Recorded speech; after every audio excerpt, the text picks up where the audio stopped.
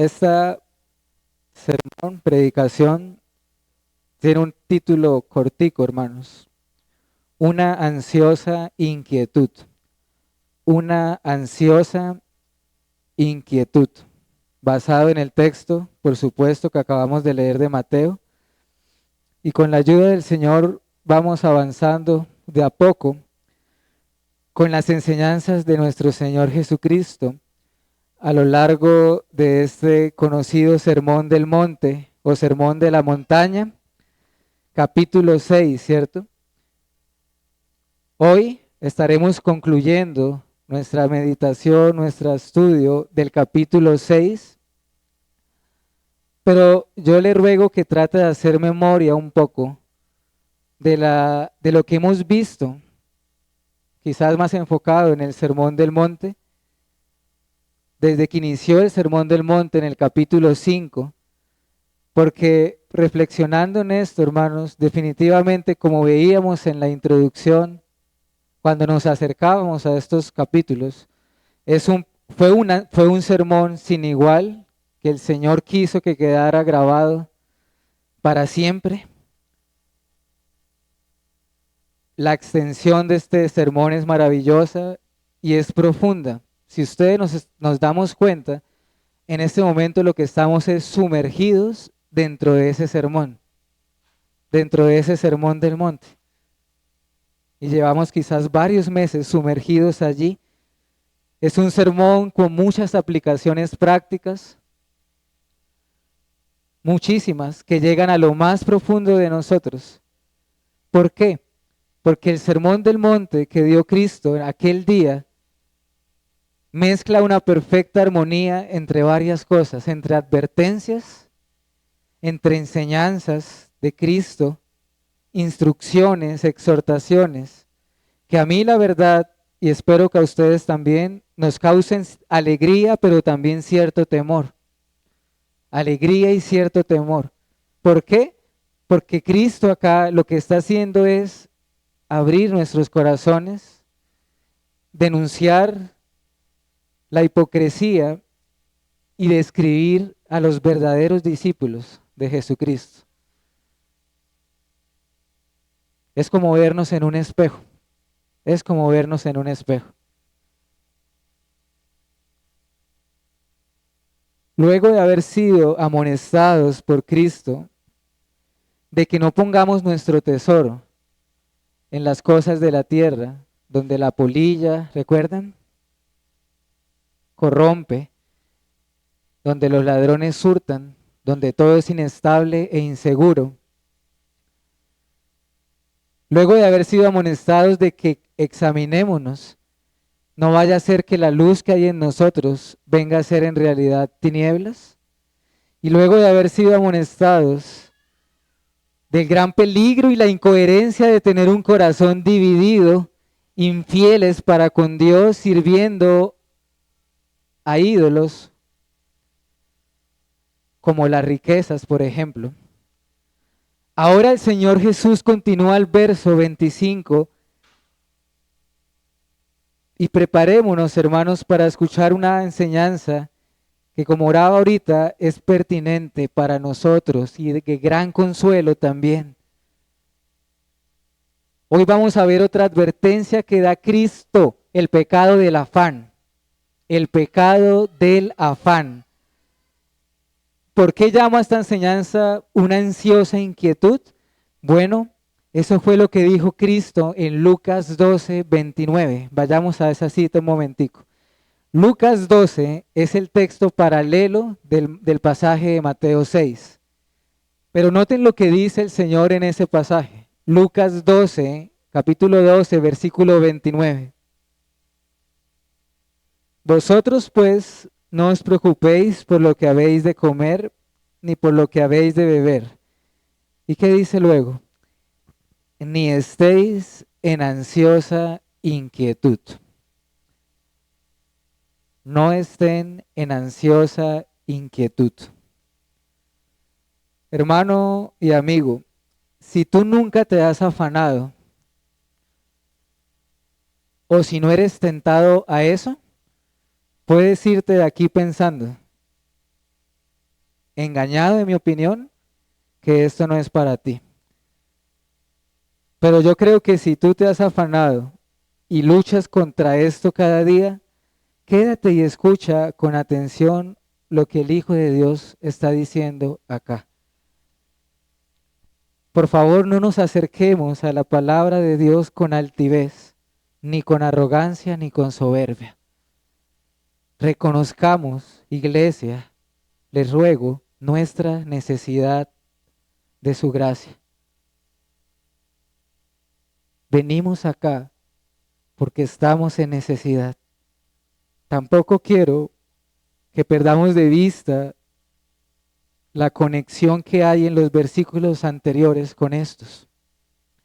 Porque a veces nosotros, de manera errónea, equivocada, al ver las separaciones de los capítulos o de los títulos que nos ofrece las Biblias, pensamos que inicia una idea nueva o una enseñanza nueva, y a veces no es así. Hoy estamos aprendiendo o vamos a ver cuál debe ser el lugar que ocupa las cosas materiales en nuestra vida. El correcto lugar. Pero no olvide que esto está conectado con lo que vimos la semana pasada. El peligro de las riquezas, de servir a Dios y a las riquezas, de tener tesoros en la tierra, está relacionado con esto, hermanos. ¿Dónde está la mirada de nuestro corazón? ¿Dónde? ¿O en quién? ¿Qué es lo que mueve tu vida? ¿Qué mueve tu vida? ¿Qué afecta tu alma? ¿Tu vida gira en torno a Dios y a su reino? ¿Toda tu vida gira en torno a Él? ¿O será que nuestra vida gira en torno a nosotros mismos y a nuestros propios gustos, necesidades? Es eso lo que el texto nos va a estar hablando. Nuestra vida, tu vida está centrada en el Señor o en ti mismo. ¿Cuáles son las prioridades de tu vida? Las reales prioridades de tu vida. Además, pienso también que el afán generalmente está asociado con cosas materiales, pero no siempre. Generalmente es así, y ahorita voy a decir a qué me refiero, pero no se limita solo al aspecto material. Esa es la razón por la cual el versículo 25 comienza diciendo, por tanto os digo. Ven que Cristo, notamos que el Señor Jesús es el que establece la conexión entre lo que dijo y ahora dice, por lo tanto. No hagan tesoros en la tierra, sino en el cielo. No pueden servir a Dios y a las riquezas. Por lo tanto, no os afanéis por vuestra vida. Y allí comienza la advertencia de este pasaje. Hemos sido advertidos contra la hipocresía. Hemos sido advertidos contra el pecado del materialismo y los ídolos del corazón. Pero ahora, ¿cuál es la advertencia? El afán como pecado. Ese es un mandamiento. No os afanéis. No os afanéis. Y me gustaría, iglesia, resaltar dos cosas en este primer versículo. Considera la frecuencia con la que el Señor Jesús está dando este mandamiento en este texto.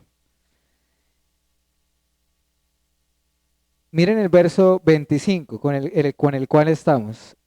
No os afanéis, ¿cierto? Mandamiento. Miren el versículo 31. No os afanéis, otra vez, ¿cierto?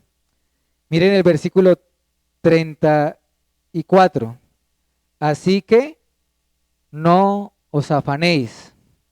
En 3 ocasiones el Señor Jesús repite el mandamiento haciendo un énfasis en él. Ahora, indirectamente, mire el versículo 27. ¿Y quién de vosotros podrá por mucho que se afane? Miren el 28. Y por el vestido, ¿por qué os afanéis?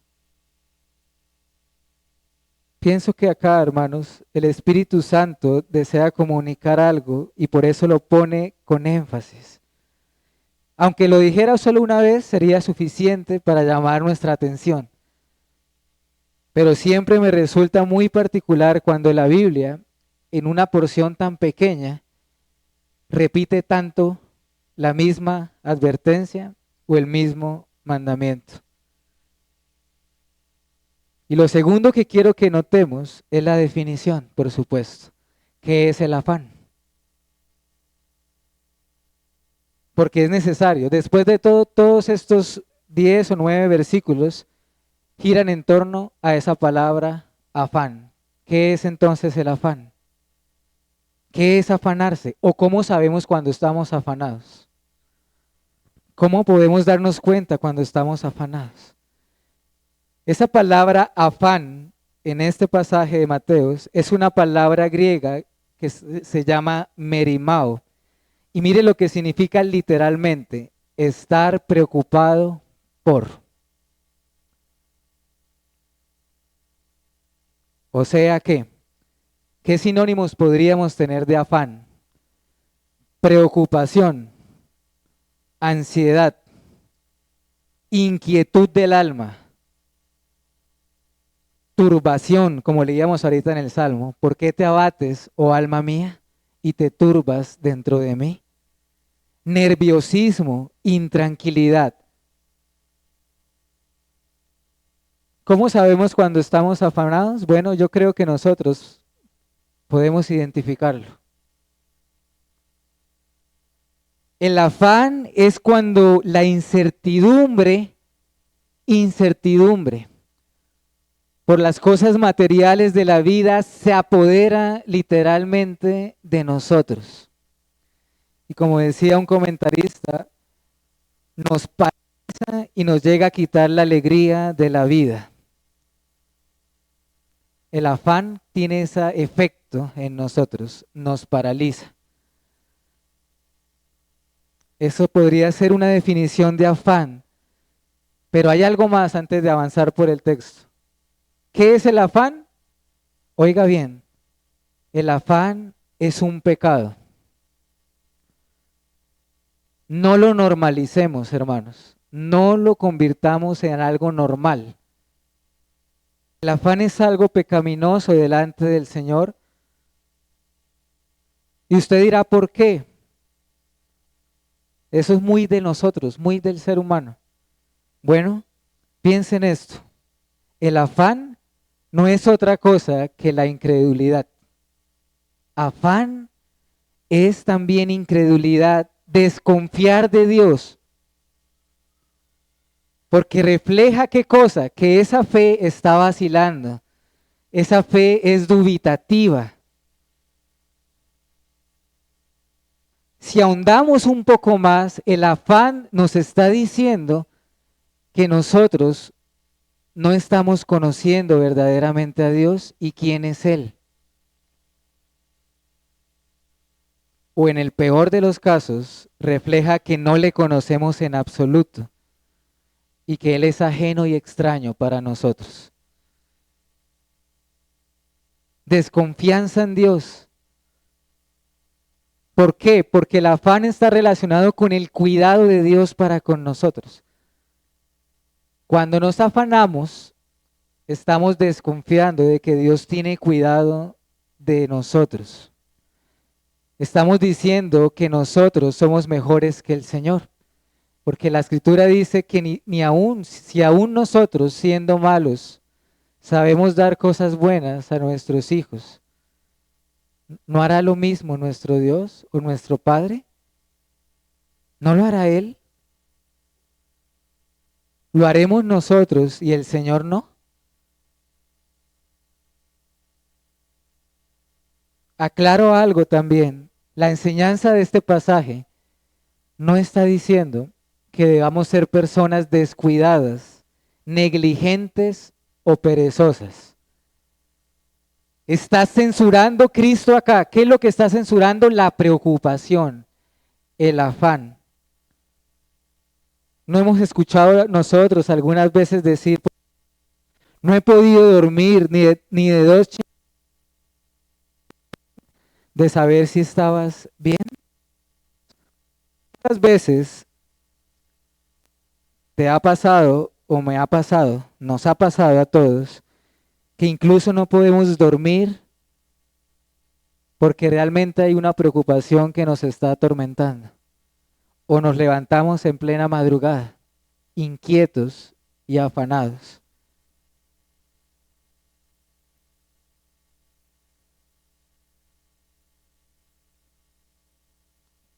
No es algo que ni siquiera tenga que ver con las circunstancias externas, porque yo pienso que es algo del corazón.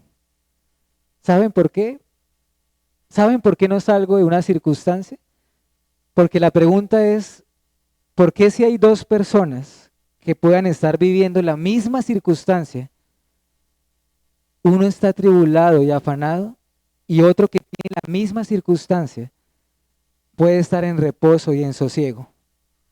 Si depende de las circunstancias, ¿por qué pasa esto, hermanos? Es un tema del alma, del corazón.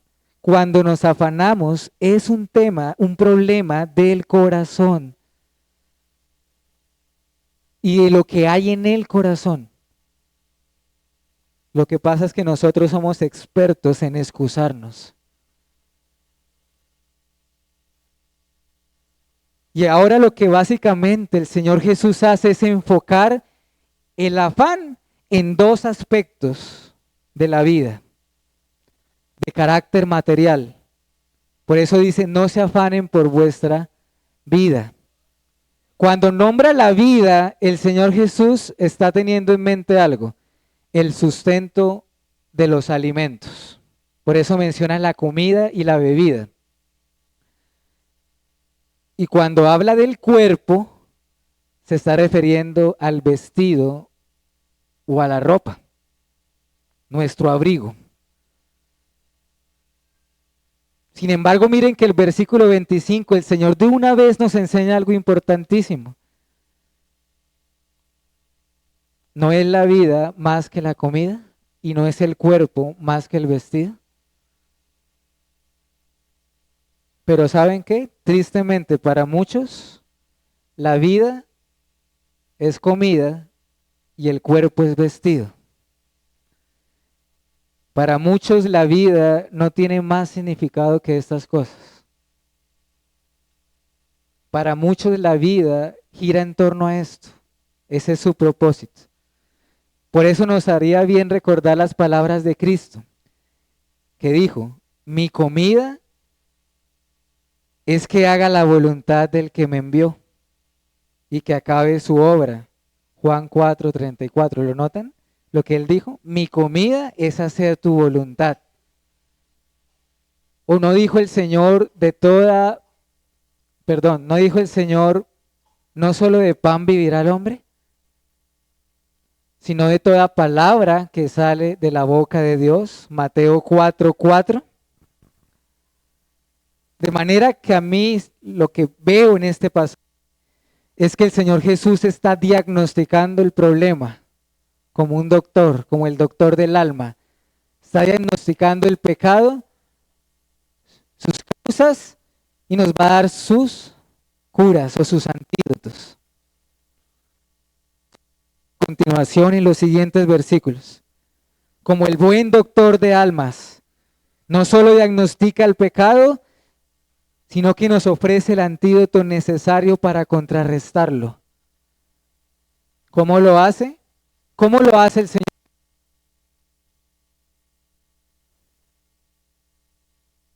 Medio de argumentos, de enseñanzas y hasta de ejemplos de la creación, de la naturaleza. Y lo primero que versículo 26 y 28. Mirad. ¿Qué quiere decir esta palabra? Observar fijamente, considerar seriamente. con atención, no una mera mirada descuidada.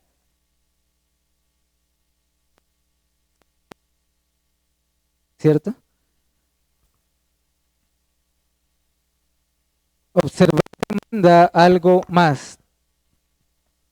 ¿Qué quiere decir observar? Inquirir, ¿cierto? Indagar, meditar, profundizar.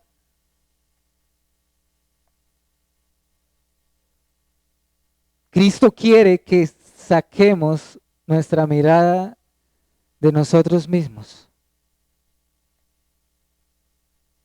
como diciendo, sal de ti mismo, deja de pensar en ti mismo. Pero entonces, ¿a quién debemos mirar? Hacia las aves, dice Jesús. Hacia las aves. Parece una broma, ¿cierto? Hacia las aves. ¿Acaso no podemos aprender nada de la creación?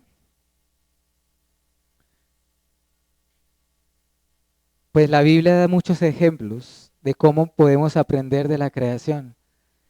Mira la hormiga, oh perezoso, dice la Escritura. Se estima que existen más de 11.000 especies distintas de aves en el mundo, aunque es probable que cuando Cristo dijo estas palabras se refería a los cuervos, Lucas 12:24, pero perfectamente se aplica a cualquier ave, grande o pequeña. ¿Qué pasa con las aves? La enseñanza es la siguiente, que ninguna de ellas en absoluto dejan de ser alimentadas por Dios. Todas ellas son sustentadas por el Señor, sin que ellas siembren, cieguen o recojan o almacenen en graneros, como si lo hacemos nosotros, los seres humanos. Pero algo importante, no es que las aves estén ociosas, nosotros las podemos observar y sabemos muy bien que ellas desde muy tempranito, antes de que salga el sol, ya están cantando y alabando al Señor y están buscando su alimento. Ellas no se quedan con la boca abierta. ¿Cuál es el punto? Que las aves no se estresan por el futuro. Que las aves no se preocupan ni se afanan por el mañana. No hay ansiedad, no hay tormentos, no razonan, no piensan, ¿será que mañana tendremos alimento? No están estresadas por el mañana como si vemos a muchas personas o como muchas veces nos ha sucedido a nosotros. Ni las aves lo hacen, ni las aves lo hacen. Y sigue diciendo el Señor para exhortarnos, ¿no valen ustedes mucho más que ellas? ¿No se venden 2 pajarillos por un cuarto? Con todo, ni uno de ellos cae a tierra sin vuestro Padre. ¿Notan ese? Mateo 10:29. El Señor las alimenta a todas y ninguna ave cae al suelo sin que Dios lo haya determinado. Eso pasa todos los días en el mundo.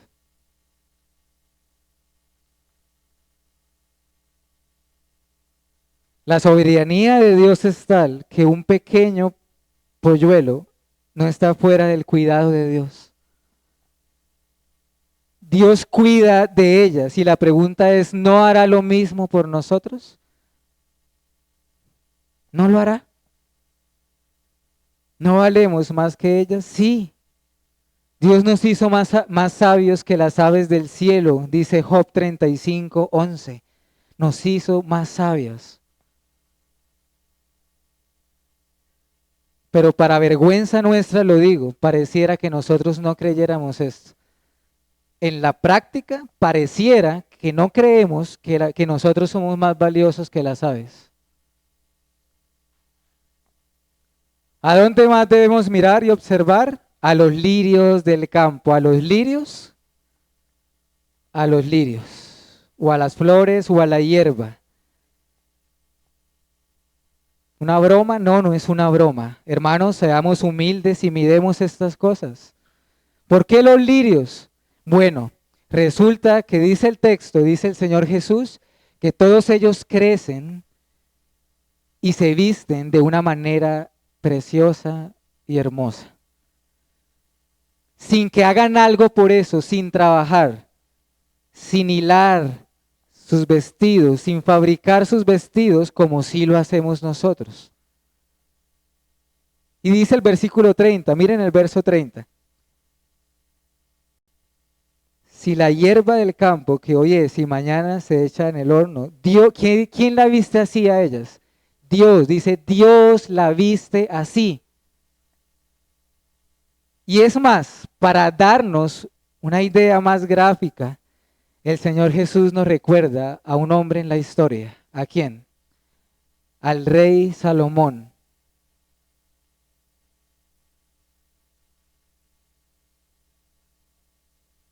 En Primera de Reyes, capítulo 10, hay una historia donde una reina llamada la reina de Saba viajó de los confines de la tierra a visitar a Salomón para ver con sus ojos si era cierto lo que se oía de él. Y dice el texto que la mujer, la reina de Saba, quedó asombrada por la sabiduría. Ella llegó a decir, ni la mitad de lo que había escuchado es realidad. Pero ¿saben? Dentro de las muchas cosas que la reina de Saba se asombró, dice el texto que ella se maravilló de los vestidos de los siervos de Salomón, de los que servían en la casa o en el templo. Se asombró de los vestidos de los siervos de Salomón. Ahora, ¿cómo habrán sido los del rey Salomón, cierto? Y el caso es el siguiente, dice el Señor Jesús, que ni siquiera Salomón, en todo su auge, en todo el esplendor, en el momento más, en la cúspide de su reino, nunca se llegó a vestir como un solo lirio.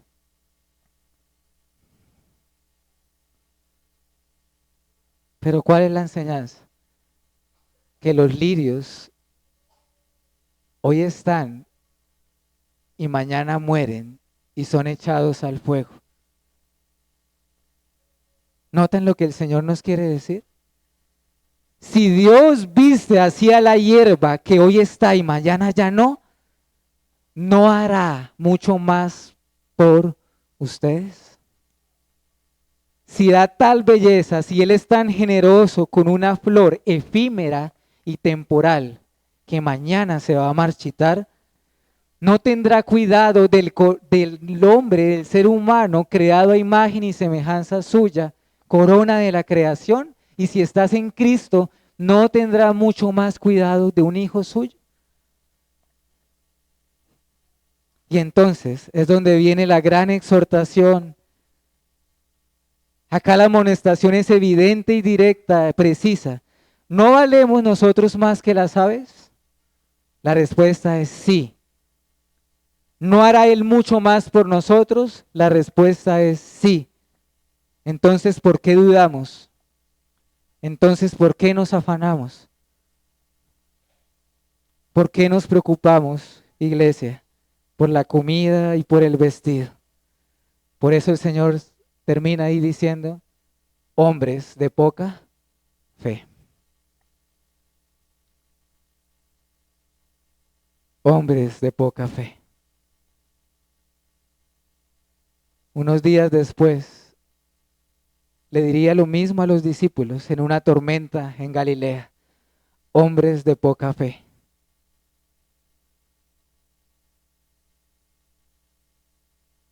Dios nos perdone, hermano, porque muchas veces nuestra fe es débil, frágil, inestable, inconstante, movida fácilmente por las circunstancias. O como Pedro, ¿se acuerdan? Él alcanzó a caminar un poco, pero pronto se empezó a hundir. O en el peor de los casos,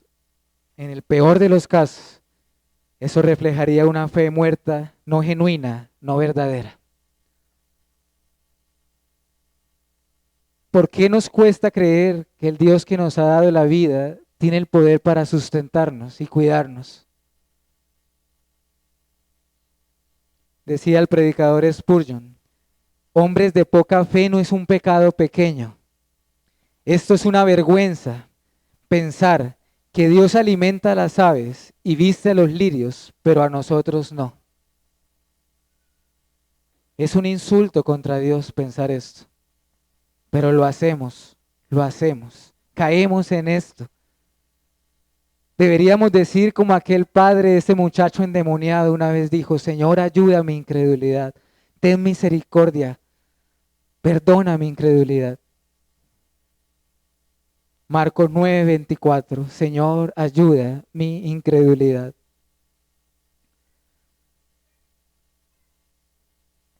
Veamos ahora el versículo 31 y 32 de nuestro pasaje.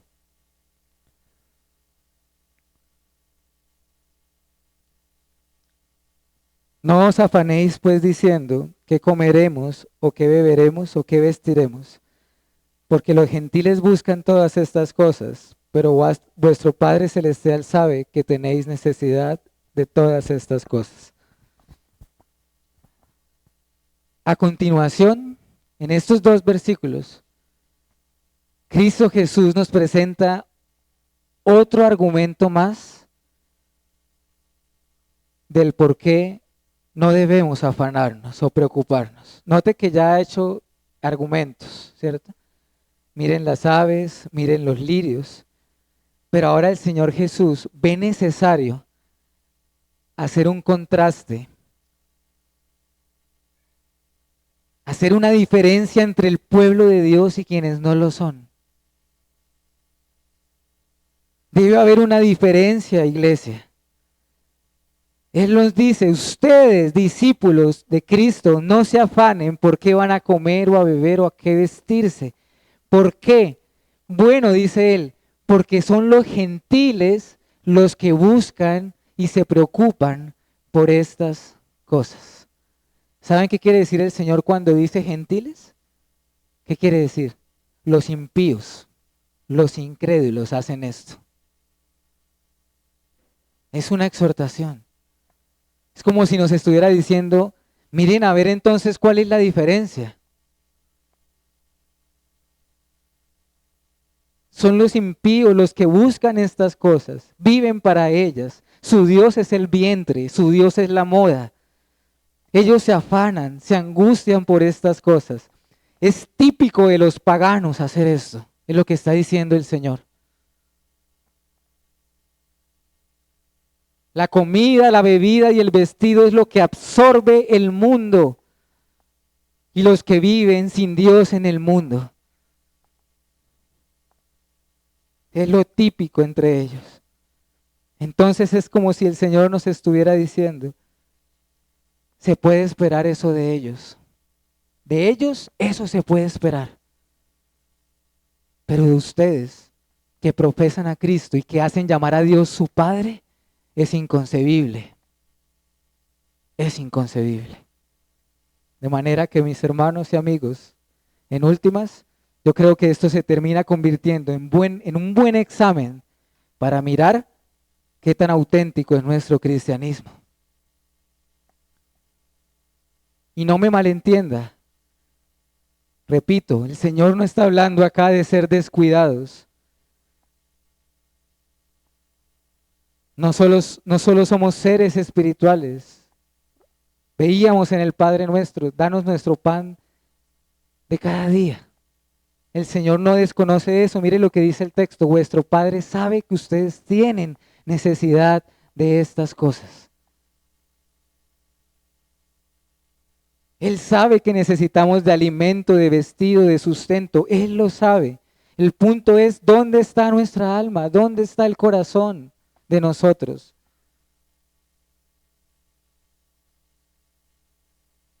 Pero no podemos malentender la Escritura para justificar nuestra incredulidad.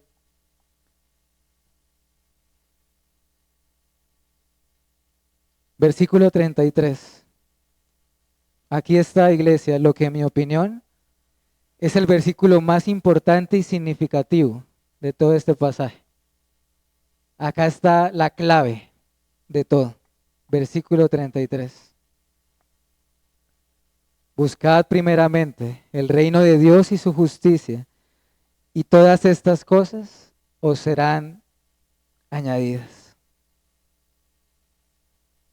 Este es el contraste entre un corazón terrenal y uno que tiene su mirada en el cielo. En vez de estar preocupados, nos está diciendo el Señor, ¿por qué van a comer o a beber o a vestirse? Busquen el reino de Dios y su justicia. Primeramente dice.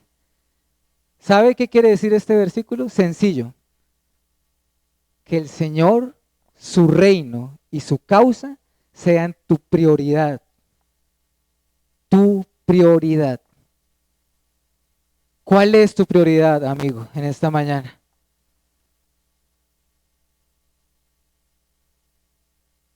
Cristo Jesús nos está diciendo que para los discípulos hay una sola prioridad: conocer al único Dios vivo y verdadero y a Jesucristo, a quien Él ha enviado.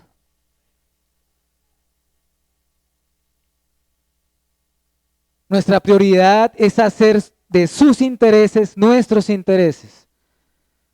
Nuestra prioridad es que su causa llegue a ser nuestra causa de vida. Pero ¿qué es lo que pasa cuando la preocupación nos invade, hermanos? Afecta esas prioridades. Las termina socavando, alterando. El comentarista William Barclay dice, hacer del reino de Dios nuestra prioridad, el reino de Dios y su justicia, debe ser la regla de vida del cristiano. La regla de vida. Y si nosotros no hacemos esto, ¿sabe qué va a pasar? Vamos a estar toda la vida sujetos al afán y a las preocupaciones. Le aseguro que quien no tenga a Dios y su reino como prioridad, va a vivir toda su vida como un esclavo del afán, la ansiedad y la preocupación. Va a pasar eso, va a pasar eso. ¿Es que acaso fuimos creados solo para comer y beber, iglesia? ¿En verdad creemos que el significado y propósito de esta vida se limita a comer y a beber? Yo creo que el ser humano, y particularmente su pueblo, fue creado para cosas más grandes y más eternas que estas.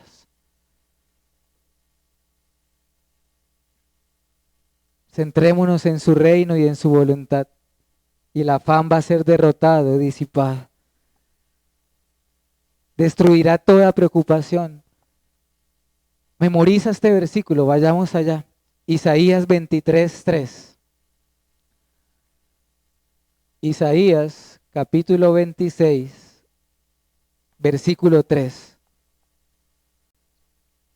Piensa en este versículo, hermano. Es una promesa. Tú guardarás en completa paz a aquel cuyo pensamiento en ti persevera, porque en ti ha confiado. Él guardará en completa paz a aquel que piensa y medita y hace de él su prioridad. ¿Y qué dice el texto? La promesa de nuestro pasaje de Mateo, que si nosotros hacemos esto, ¿saben qué va a pasar? Todas esas cosas, comida, bebida y vestido, serán ¿qué? Mire lo que dice el texto, la palabra que usa, añadidura. Prioridad y añadidura son dos palabras muy diferentes. Diferentes. ¿Saben qué quiere decir esta palabra añadidura en el idioma original? Lo traduce como un anexo a nuestra vida. Un anexo. Seremos suplidos por Dios de estas necesidades sin estar preocupados por estas cosas. Y concluyamos antes de pasar a unas aplicaciones finales con el versículo 34.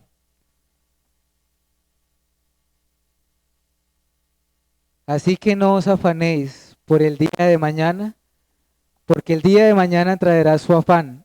Basta cada día su propio mal. ¿Qué tenemos, hermanos y amigos?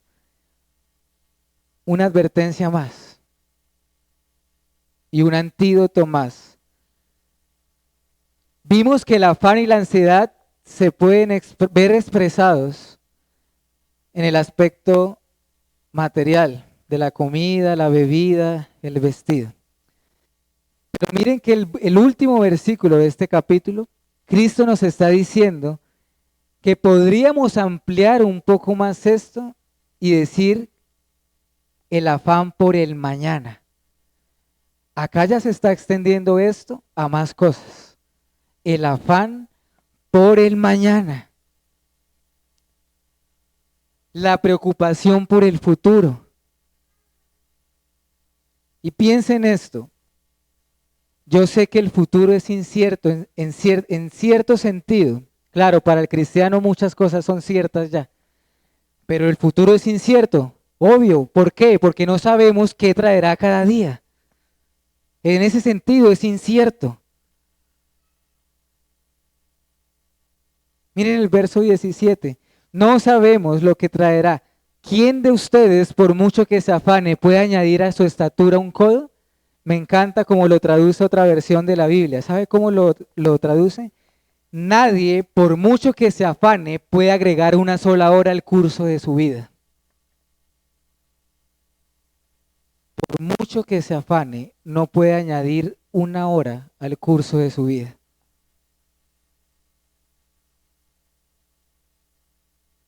Entonces, ¿qué enseñanza veo acá? ¿Qué logramos con el afán?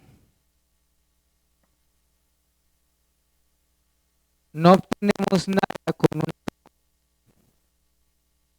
dicho popular que ustedes conocen, ¿cierto? Del afán, eso es lo que estamos viendo. No queda sino el cansancio.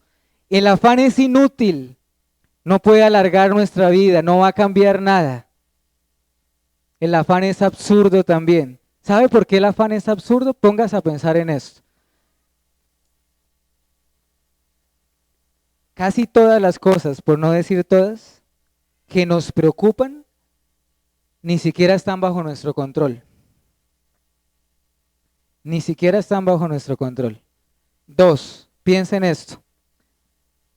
Casi todas las cosas que nos preocupan ni siquiera terminan sucediendo. Ni siquiera terminan sucediendo. Es un trabajo desgastante y perdido, el afán. Alguien alguna vez dijo, miren esto, abre comillas. El futuro rara vez es tan malo como nos lo presentan nuestros temores. El futuro rara vez es tan malo como nos lo hace ver nuestros propios temores. Además, el alma, no solo el alma es afectada, el cuerpo es afectado también. Todo nuestro ser. La preocupación enceguece, hace que no veamos las aves, que no podamos ver los lirios. Pero ¿cómo se puede contrarrestar este dañino afán por el futuro? Según nuestro texto, según Cristo. ¿Sí lo notan, cierto? Cada día tenga su propio afán. O en otras palabras, el Señor nos dice en esta mañana, ¿sabes qué? Un día a la vez, un día a la vez.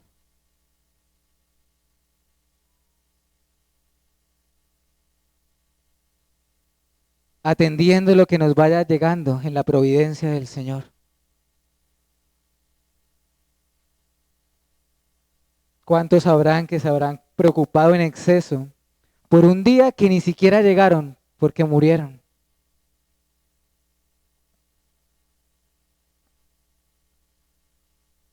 Bueno, recordar también el pasado, hermanos. Cuando nos sentimos preocupados, hacemos bien en recordar las maravillas que Dios ha hecho.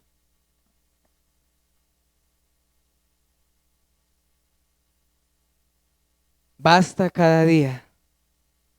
¿Cuánta alegría vendría a nuestras almas?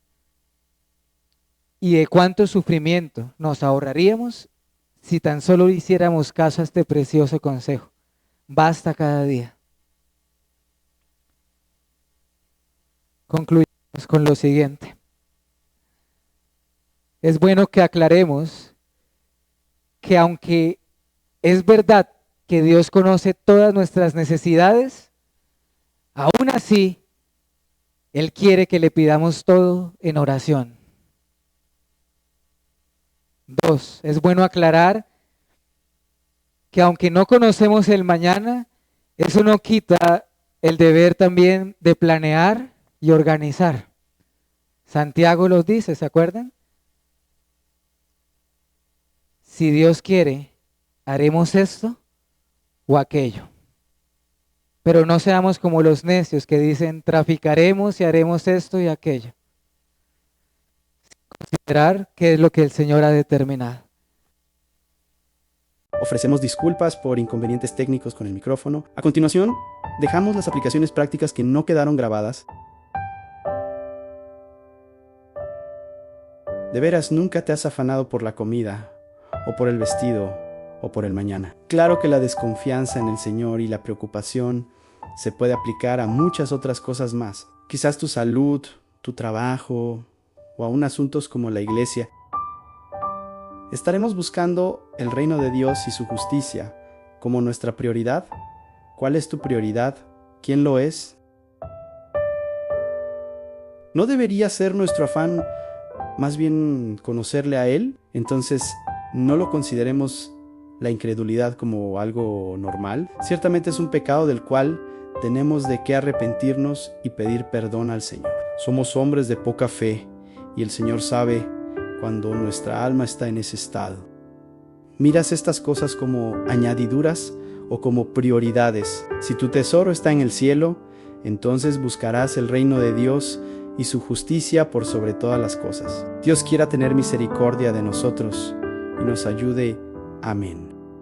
Por nada oísteis afaunosos, sino sean conocidas vuestras peticiones delante de Dios en toda oración y ruego, con acción de gracias. Y la paz de Dios, que sobrepasa todo entendimiento, guardará vuestros corazones y vuestros pensamientos en Cristo Jesús.